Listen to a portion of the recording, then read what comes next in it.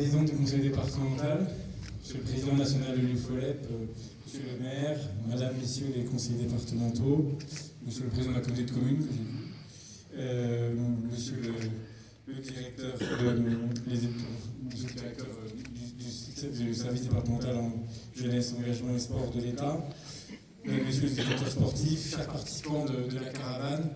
Beaucoup de choses ont été dites sur ce beau projet. Je voudrais vraiment insister sur son importance nationale. C'est une des premières caravanes sport-santé qui se déploie, et surtout elle se déploie avec une force et un maillage du territoire qui est très fort, on pourrait pu se dire au début c'est trop ambitieux, c'est mal connaître l'Ariège, et la vitalité, l'envie, et notamment des maires qui les reçoivent, de faire vivre et d'incarner cette action qui répond du coup à un besoin, parce que si ça a eu un succès comme ça aussi rapide, c'est que ça répond à un besoin, le besoin beaucoup d'associations sportives dans ce département, beaucoup d'associations en général, c'est une des forces de ce territoire, mais voilà, les caractéristiques du territoire, la taille des communes font que la pratique sportive n'arrive pas aussi facilement, notamment le sport collectif, comme ça a été dit, dans tous les villages. Et là, on est très heureux d'offrir aux habitants, notamment aux jeunes, aux personnes âgées,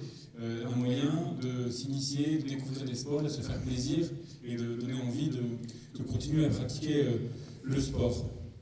Donc voilà, ce projet est très heureux qu'il puisse se développer, se déployer aussi vite.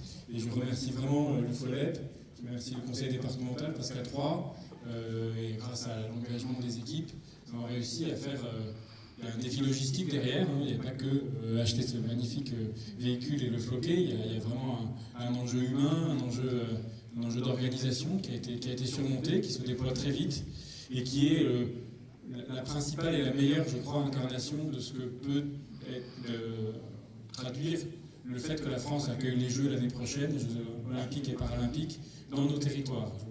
On a beaucoup insisté sur cette action, et on veut parce que pour nous, elle incarne le mieux possible ce que le déploiement de l'esprit olympique, l'esprit du sport doit conduire à faire localement.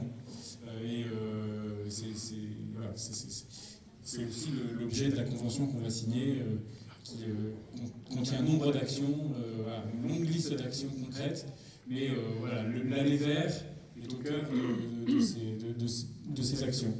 Merci à tous les partenaires, je ne vais pas tous les citer, mais la Caisse primaire d'assurance maladie, la Maïf, les maisons sport santé du département, qui sont aussi un nouvel élément de nos territoires qui est très important, le sport sur ordonnance, le sport comme moyen de préserver sa santé, voire de se soigner.